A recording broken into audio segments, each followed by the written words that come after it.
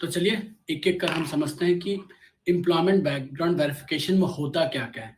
And let me tell you, 3 question जो है वो एम्प्लॉयमेंट वेरिफिकेशन के बहुत इंपॉर्टेंट है, जैसा कि मैंने आपको पहले बताया। पहला क्वेश्चन रीजन फॉर लीविंग, दूसरा question eligible for rehire, and third question is exit formalities completed और नॉट।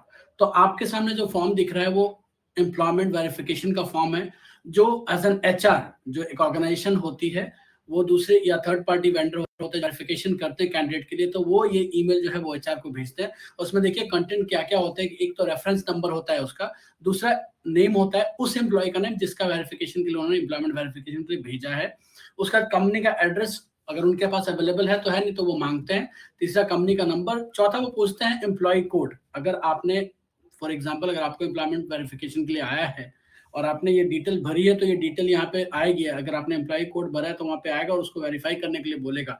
अगर नहीं आएगा तो whether HR can provide this no details और they can not provide, it depends on the company जहाँ पे आपका वेरिफिकेशन आया है।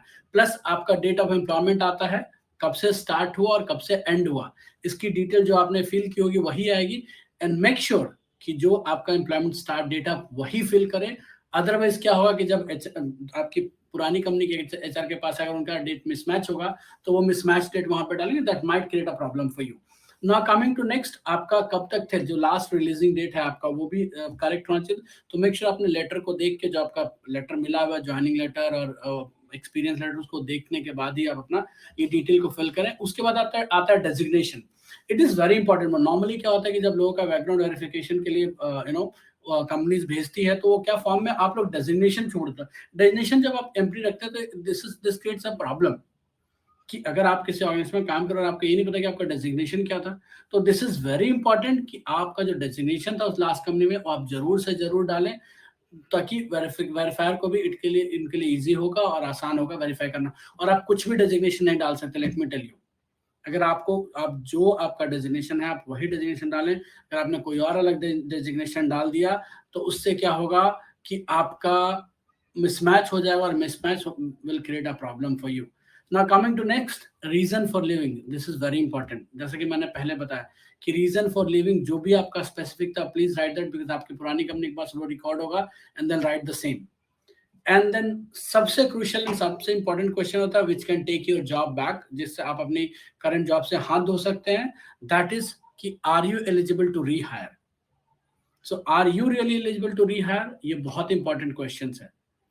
और अगर आपने अपने नोटिस पीरियड में, जैसे कि मैंने पुराने बैकग्राउंड वेरिफिकेशन बात की, अगर आपने नोटिस पीरियड में को अच्छे से सर्व किया होगा, यू आर प्रॉपर बिहेव्ड, सब कुछ प्रॉपरली आपने कंप्लीट किया होगा, then definitely they will say you are eligible for rehire.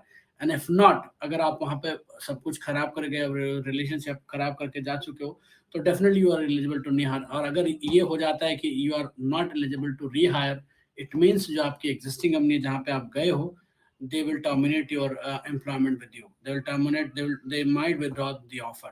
And this is very important question that you took. And the next important question is exit formalities.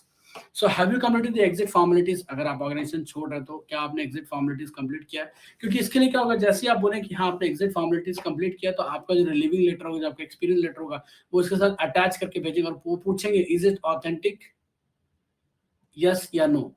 So make sure, अगर आप ऐसी कोई कोशिश कर रहे हैं कि जहां आपको लगता है कि आप फेक एक्सपीरियंस के डॉक्यूमेंट दे देंगे, आप कंपनी बता देंगे और आपने एग्जिट फॉर्मेलिटी नहीं की, फिर भी आपको कि आप कहते हैं एक्सपीरियंस है और आपका जॉब सक्सेस है, तो it is not going to happen. So these are the things which is asked in the employment verification। जो भी आपका करंट एम्प्लॉयर हो, आपके पास्ट एम्प्लॉयर को थर्ड पार्टी के थ्रू या फ्रॉम देयर एचआर टीम इतनी सारी डिटेल्स को वेरीफाई करने के लिए भेजते हैं, तो प्लीज मेक श्योर कि आपका date of employment, start date, end date, आपका डेजिग्नेशन, आपका रीजन फॉर लिविंग, ये सब प्रॉपर भरे। और आप कभी भी कोई भी कंपनी छोड़ रहे हैं तो मेक श्योर कि आप ऐसा रिलेशन बना के जाए कि एलिजिबल फॉर रीहायर में आपका यस ही है और एग्जिट फॉर्मेलिटीज आपकी कंप्लीट होना चाहिए। होप आपको ये क्लियर हो गया होगा कि जो कंपनी की वेरिफिकेशन है वो कैसे काम करती है। And thanks for watching this video. Please like, subscribe and comment. Thank you.